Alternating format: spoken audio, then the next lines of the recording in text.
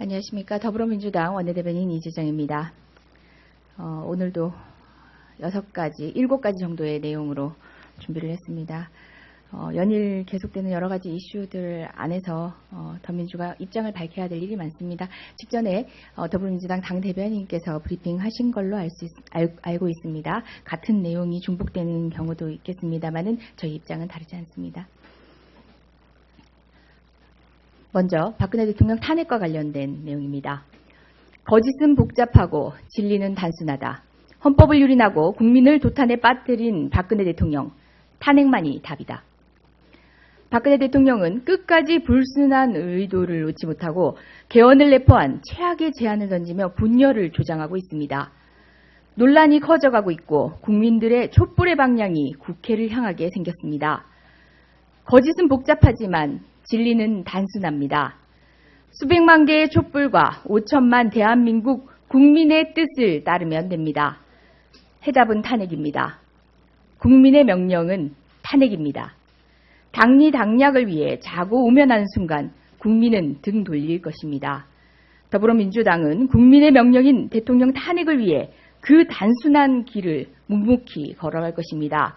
이를 위해 금일 12월 1일 본회의 개의 전 탄핵소추안 발의를 추진하며 다른 야당에게도 공동 발의를 요청하는 바입니다. 다음은 박영수 특검에 대한 당부입니다. 박영수 특검 자고 우면 없이 국민 의혹을 해소하기 바란다. 박영수 특검이 출범합니다.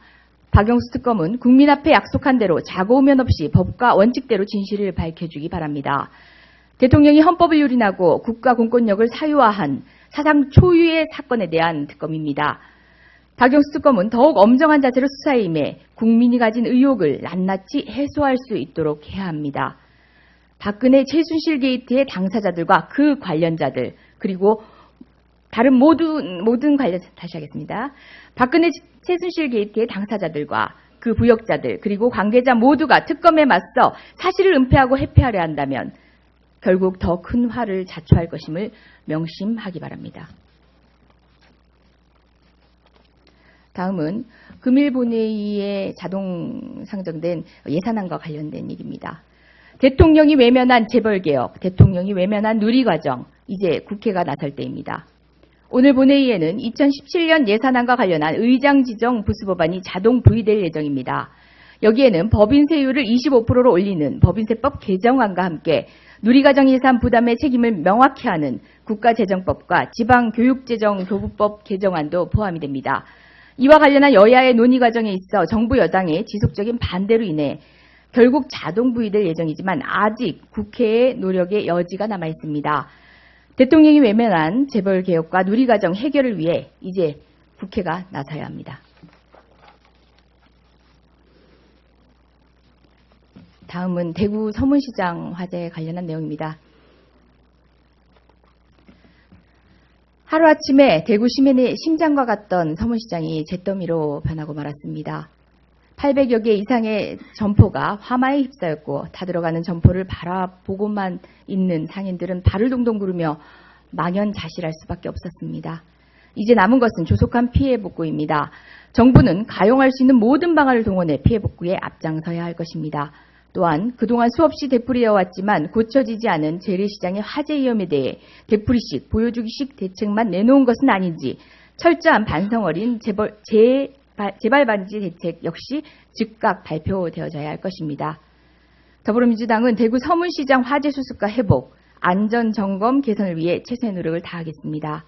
다시 한번 이번 화재로 인해 피해를 입으신 모든 분들께 진심으로 깊은 위로의 말씀을 드립니다. 위험을 무릅쓰고 화재 진화에 최선을 다해주신 소방공무원 및 관계자 여러분께도 감사드립니다.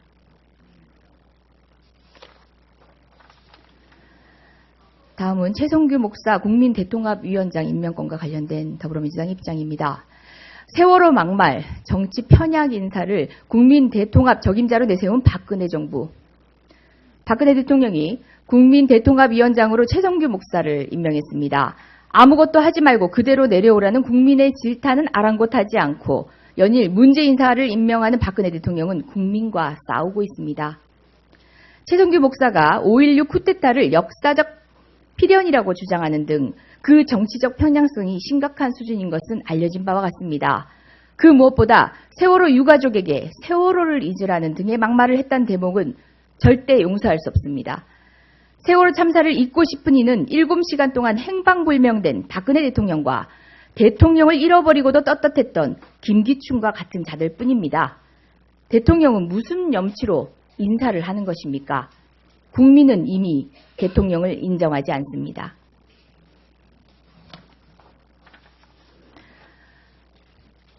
더불어민주당이 가장 걱정되는 것은 민생입니다. 관련한 얘기입니다. 대통령이 초래한 국정마비, 대통령이 초래한 민생위기입니다. 생활물가 상승률이 최대치를 갈아치우고 있습니다. 민생 경제에 위협이 되고 있습니다. 정작 정부는 사실상 마비 상태로 손쓸도리가 없는 실정입니다.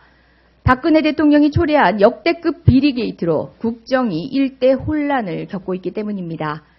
국민의 퇴진 요구는 아랑곳하지 않은 채 버티기로 일관하면서 더 큰 혼란을 자초하는 박근혜 대통령에게 민생은 그저 남의 일인가 봅니다. 주권자의 요구에도 주권자의 삶에도 관심 없는 대통령, 국민은 필요 없습니다. 마지막입니다. 국정교과서에 대한 얘기입니다. 유신 헌법이 민주화 운동의 기초라 주장하려 한 국정교과서. 박근혜 정부가 내어놓은 국정역사교과서에 유신헌법이 민주화 운동의 헌법적 근거가 되었다는 서술까지 담으려 했던 것으로 밝혀졌습니다. 뿐만 아니라 기업 경영에 부담을 준다는 이유로 민주화를 부정적으로 묘사하고 10대 재벌과 관련된 내용을 교과서에 넣으려고 했던 것까지 드러났습니다. 대통령이 비정상이니 그 대통령의 입만 바라보는 지필진 역시 비정상일 수밖에 없습니다. 그 결과물도 이미 예견된 것이었습니다. 국민의 한탄이 이어지고 있습니다. 존재의 이유조차 보여주지 못하는 국정역사교과서, 제발 그대로 폐기하십시오. 나무에게 미안하니 책으로 펴지 말라는 국민들의 조소 어린 지적을 되새기시기 바랍니다.